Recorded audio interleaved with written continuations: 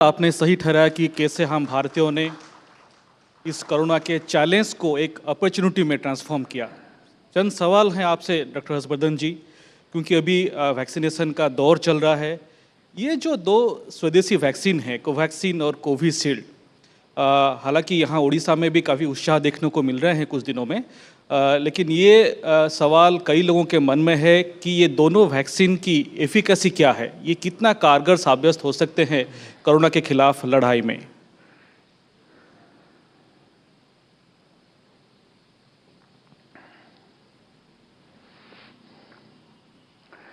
देखिए, ये वैक्सीन्स को इमरजेंसी यूज अप्रूवल ये जब दिया जाता है तो ये कोई आर्बिट्रेरी प्रोसेस नहीं होता है। वैक्सीन्स जो है वो पर्याप्त ट्रायल्स के बाद उसके डाटाज जो हैं वो जो ड्रग कंट्रोलर होते हैं उनके पास सबमिट होते हैं। वो फिर अपनी एक्सपर्ट कमेटीज़ को उनको देते हैं। एक्सपर्ट कमेटी में बड़े बड़े विद्वान होते हैं, वैज्ञानिक होते हैं। वो लोग उस डाटा का पूरा अध्ययन करते हैं और अध्ययन करने के बाद जो है, जो भारत सरकार के ड्रग कंट्रोलर हैं वो जो है उसके लिए अप्रूवल्स देते हैं। दोनों वैक्सीन्स को सब प्रकार की हर तरह की साइंटिफिक स्क्रूटनी के बाद अप्रूवल दिया गया था। और जब इमरजेंसी सिचुएशन होती है तो उसी के लिए कहा जाता है कि ये इमरजेंसी अप्रूवल्स हैं इस्तेमाल करने के लिए। उनकी इम्यूनोजेनिसिटी और उनकी सेफ्टी, उसके डाटाज को पूरा स्टडी करने के बाद। और एक वैक्सीन के बारे में बहुत ज़्यादा बनाया गया, कंट्रोवर्सीज क्रिएट की गई, लोगों ने उसके ऊपर राजनीति भी बहुत की। एक आध सरकार ने भी इस तरह के विषय जो है उठाकर कि ये वैक्सीन हम यूज़ नहीं करेंगे। हमने उस वैक्सीन के बारे में मैंने तो थ्रू आउट कहा, मैंने ट्विटर पे और सब जगह पर उसके बारे में साइंटिफिकली भी जवाब दिया जिन्होंने इसको इशू बनाने की कोशिश की। स्वयं भारत के प्रधानमंत्री जी ने वो वैक्सीन ली, हमने खुद वो वैक्सीन ली, हमारे बहुत सारे मंत्रियों ने वो वैक्सीन ली। और जो एक डाटा जिसके बारे में बार बार कहा जाता था कि ये अभी तक पब्लिक डोमेन में नहीं आया है, जबकि 25,000 से ज़्यादा लोगों के ऊपर ट्रायल्स हो चुके थे।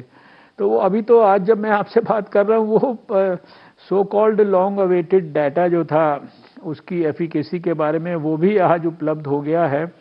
तो मैं भारत के लोगों से लगातार अपील करता रहा हूँ और फिर से मैं अपील करना चाहता हूँ कि अभी वैक्सीनेशन के इस फेज़ में भारत के हर 60 वर्ष से ऊपर के व्यक्ति के लिए और हर 45 और 59 साल के बीच के व्यक्ति के लिए जिसको कोई भी सिग्निफिकेंट बीमारी है, जिसे हम कोमॉर्बिडिटी कहते हैं, वो बिल्कुल एक सिंपल तरीके से सारे देश भर के प्रतिष्ठित छोटे बड़े प्राइवेट अस्पताल, सरकारी अस्पताल, सब जगह पर हमने वैक्सीन्स की उपलब्धता की है।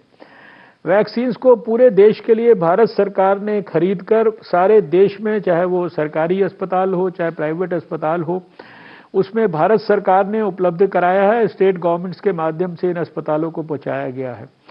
तो हमारी देश के लोगों से, जैसे कल भी 10 लाख लोगों ने भारत में वैक्सीन लगवाई है, हमारी इस कैटेगरी में आने वाले सब लोगों से ये अपील है कि बिना किसी भी प्रकार का संकोच रखे, बिना किसी प्रकार का मन में शक शुबा रखे हुए आप ये वैक्सीन्स को लगवाइए।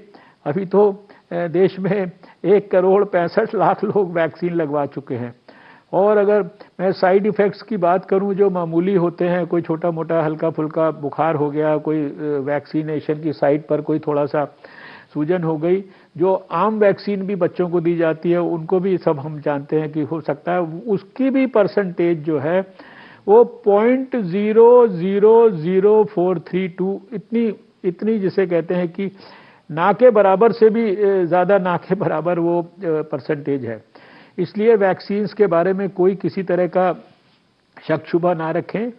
सरकार और सरकार के एक्सपर्ट्स, उनकी बहुत बड़ी जिम्मेदारी होती है। हमने शुरू से लेकर आखिर तक कहा कि हम ना वैक्सीन की सेफ्टी को कॉम्प्रोमाइज़ करेंगे, ना वैक्सीन की एफिकेसी को कॉम्प्रोमाइज़ करेंगे, ना उसकी इम्यूनोजेनिसिटी को कॉम्प्रोमाइज़ करेंगे, और जो जनता के हित में है वही काम करेंगे। और अब जनता के हित में दो ही बातें हैं कि अभी तो वो कोविड एप्रोप्रिएट बिहेवियर को पूरी गंभीरता से पालन करते रहें। वैक्सीन आ गई है, केसेस देश में बहुत कम हो रहे हैं, दुनिया में हमारा सबसे कम फैटेलिटी रेट है। इसके कारण मन में ये ना रखें कि अब हो गया काम इसका, कोविड जो है अब समाप्त हो गया। कोविड को समाप्त करने के लिए आपका अभी भी कंट्रीब्यूशन चाहिए। मैंने बार बार पूरे 1 साल में भी कहा था कि वैक्सीन आने के पहले ये जो मास्क है और जो 2 गज की दूरी है और जो साबुन से हाथ धोने की प्रक्रिया है, ये हमारी सबसे बड़ी सोशल वैक्सीन है और ये हमारा जो कोविड के खिलाफ बचाव का सबसे बड़ा हथियार है। और कोई अगर हमारी प्राणों की रक्षा कर सकता है तो शायद सबसे ज़्यादा हमारा ये मास्क कर सकता है, जिसको ठीक से लगाना बहुत ज़रूरी है। और अब जब साथ में हम वैक्सीन्स को भी लगवाने की प्रक्रिया को और तेज़ी से बढ़ाएंगे तो आने वाले समय में हम देखेंगे कि कोविड के खिलाफ हमारी जो जंग में सफलता, उसके पैरामीटर्स और मजबूत होते जाएंगे और अंततोगत्वा हमको कोविड के खिलाफ जंग में निश्चित रूप से सफलता मिलेगी। इसके बारे में मुझे व्यक्तिगत तौर पर कोई ज़रा सा भी संदेह नहीं है। डॉक्टर हर्षवर्धन जी, दूसरा सवाल ये है कि काफ़ी सारे लोगों के मन में ये शंका है कि states just like Maharashtra, Punjab, Kerala में केसेस बढ़ रहे हैं, तो क्या आप इसे सेकेंड वेव मानते हैं और इसे लेकर क्या तैयारी है?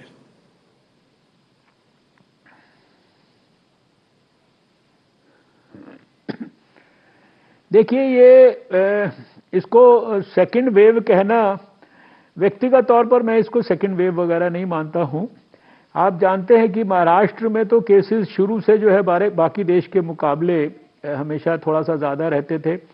अभी जो 70-75% देश के केसेस 1-2 स्टेट्स में ही हैं और उन स्टेट्स में जितने भी हमारी तरफ से इंटरवेंशंस हो सकते हैं, हाई लेवल टीम्स भेजने से लेकर उनके साथ लगातार जो संपर्क हमारे हाईएस्ट लेवल के अधिकारियों का, हमारा सबका बराबर उनके साथ बना हुआ है।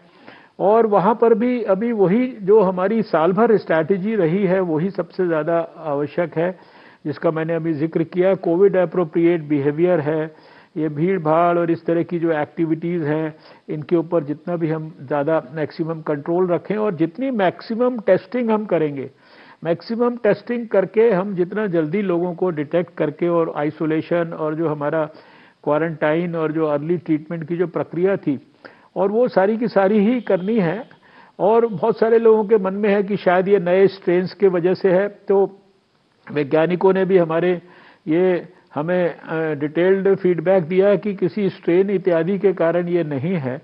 तो ये जो 1-2 स्टेट्स में ज़्यादा तेज़ी से केसेस बढ़े हैं, वो सब कंट्रोल होने की स्थिति में है, मतलब उनमें कंट्रोल होने की पर्याप्त क्षमता है।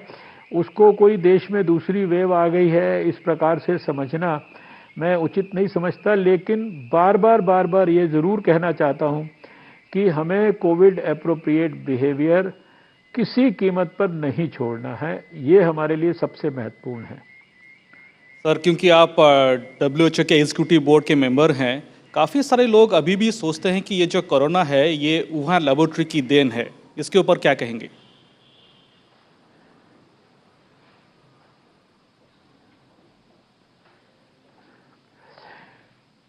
देखिए, ये इस तरह की जो बातें हैं, इनके बारे में अगर विश्व स्वास्थ्य संगठन के एग्जीक्यूटिव बोर्ड के चेयरमैन के रूप में अगर मैं आपसे कहूं तो वर्ल्ड हेल्थ असेंबली में भी ये विषय पिछले साल उठा था, एग्जीक्यूटिव बोर्ड में भी आया। विश्व स्वास्थ्य संगठन ने भी जो है एक 2 देशों की फॉर्मर प्राइम मिनिस्टर्स की अध्यक्षता में काफ़ी बड़ा एक पैनल बनाया, जिसने सारे दुनिया भर के लोगों से बातचीत करके इन्वेस्टिगेशन किया। और इसी प्रकार से अभी एक एक्सपर्ट ग्रुप जो है विश्व स्वास्थ्य संगठन का, उसने 1 महीने तक जाकर चाइना के अंदर भी बहुत सारे डाटाज और वो सारी चीज़ें इकट्ठी की हैं। तो अभी तक कहीं से कोई सच बात ही है कि इस प्रकार का कोई इंडिकेशन तो नहीं आया है जिस प्रकार की जो कल्पना जो है लोगों ने व्यक्त की थी। और इसके संदर्भ में जब तक कोई इस तरह की बात का कोई साइंटिफिक एविडेंस ना हो, तो इस तरह की बात को करना भी मुझे लगता है कि उसके संदर्भ में कोई कमेंट करना भी संभव नहीं है। लेकिन व्यक्तिगत तौर पर मुझे लगता है कि इतने इन्वेस्टिगेशंस और इतनी सब चीज़ों के बावजूद भी अगर कोई ऐसा एविडेंस हमारे सामने नहीं है तो ये चर्चा जो है ये बेमायने है। जी। सर, जैसे कि आप बता रहे थे कि कोरोना जब पीक में था पूरे देश में, लोग अपने जान बचाने की जद्दोजहद में लगे हुए थे। उड़ीसा में ऐसे देखा गया कि उस टाइम में कोविड के परचेज को लेकर स्कैम्स हुई, जो आज सामने आ रहे हैं आरटीआई डॉक्यूमेंट के जरिए और विभिन्न फोरम के जरिए। इसके ऊपर आपका क्या मानना है? हालांकि उड़ीसा में 1-2 केसेस में तो इंक्वायरी भी चल रहे हैं, तो इसे आप कैसे देखते हैं?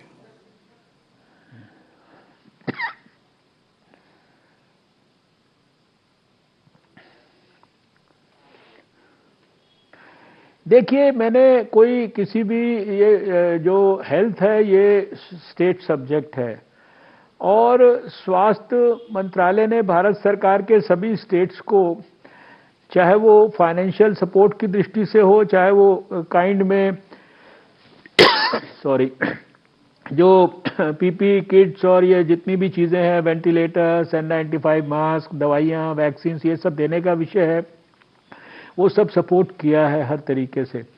अब किसी पर्टिकुलर स्टेट में कोई इस प्रकार की कोई शिकायतें हैं या इस प्रकार की कोई जानकारियां हैं, उसके ऊपर तो हमारे पास तो कोई ऐसी ना जानकारी है, ना हमने कोई उसके ऊपर कोई मतलब हमारे लेवल पर उस संदर्भ में कोई उसको विश्लेषण करने की कोई मैकेनिज्म है। लेकिन मैं इतना जनरल वे में कह सकता हूं कि जब एक इमरजेंसी सिचुएशन होती है तो बहुत सारी जो प्रक्रियाएं हैं उनको सरकार के रूल्स के अंतर्गत भी जो है थोड़ा उनको एक प्रकार से डाइल्यूट करने की ज़रूरत पड़ती है। लेकिन उस सब के अंदर भी ये ज़रूर आवश्यक होता है कि उसमें पूरी पारदर्शिता बनाई जाए और उनको जनता के पब्लिक डोमेन में ठीक प्रकार से उनको रखा जाए। इसलिए व्यक्तिगत तौर पर मेरे लिए उड़ीसा की किसी इस तरह की कोई शिकायत के बारे में कोई कमेंट करना संभव नहीं है, क्योंकि मुझे उसकी कोई विस्तृत जानकारी नहीं है। डॉक्टर हर्षवर्धन जी, ये मेरा आखिरी सवाल है, क्योंकि कोरोना का दौर चल रहा है। कोविड-19 के बाद भारत के हेल्थ सेक्टर को नेक्स्ट लेवल में ले जाने के लिए आपकी मंत्रालय की क्या प्लानिंग है और इसमें उड़ीसा के लोग क्या अपेक्षा रख सकते हैं?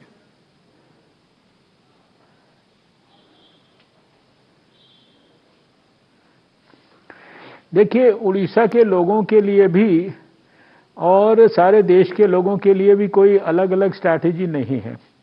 नीचे ग्रास रूट लेवल तक, हमारे ब्लॉक लेवल तक जो है सर्वेलेंस को स्ट्रेंथन करने की दृष्टि से, लैब फैसिलिटीज़ को स्ट्रेंथन करने की दृष्टि से, हेल्थ एंड वेलनेस को जो सेंटर्स हैं उनको स्ट्रेंथन करने की दृष्टि से, और उड़ीसा के बारे में तो मुझे पता है कि जो हमारा ये NCDC है, national centre for disease control, उसकी भी एक बड़ी शाखा जो है वहाँ पर जहाँ तक मैं स्मरण कर पा रहा हूँ वो प्रस्तावित है।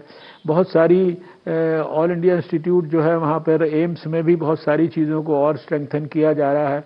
तो सारे देश की तरह आने वाले समय में जो इस बजट में जो नीचे तक डिस्ट्रिक्ट लेवल तक, ब्लॉक लेवल तक अनेक प्रकार की जो हेल्थ फैसिलिटीज़ को स्ट्रेंथन करने की जो योजना बनाई गई है, उसका जो पर्याप्त लाभ निश्चित रूप से उड़ीसा के लोगों को भी मिलेगा। और इसके साथ साथ जो हमारी साइंस की जो वहाँ पर लेबॉर्ट्रीज़ हैं कई प्रतिष्ठित, उसमें भी बहुत सारी जो भी कुछ स्ट्रेंथनिंग करने की चीज़ों की आवश्यकता है, वो सारे के सारी योजनाओं को भी उड़ीसा के लोग आने वाले वर्षों में देखेंगे कि उनको भी स्ट्रेंथन किया जाएगा। आपके कार्यक्रम में उतने विस्तार से एक एक चीज़ के बारे में चर्चा नहीं हो सकती, लेकिन आप जानते हैं कि जब टेस्टिंग को बढ़ाने का विषय था तो बड़ी जो इतनी बड़ी कैपेसिटी वाली लेबॉर्ट्रीज़ और वो सारी चीज़ें, मतलब उड़ीसा को किसी भी प्रकार से पीछे नहीं रखा गया है। उड़ीसा को हर प्रकार का सपोर्ट भारत सरकार के द्वारा दिया गया है और आगे भी दिया जाएगा। बहुत बहुत धन्यवाद सर। हम यही आशा रखेंगे कि आपके दिग्दर्शन से, प्रधानमंत्री नरेंद्र मोदी जी के नेतृत्व से हम इस और पूरे देशवासियों के सहयोग से हम इस कोरोना की लड़ाई को जीत पाएंगे। आप हमारे लिए समय निकाले, इतना वक्त दिए, बहुत बहुत धन्यवाद।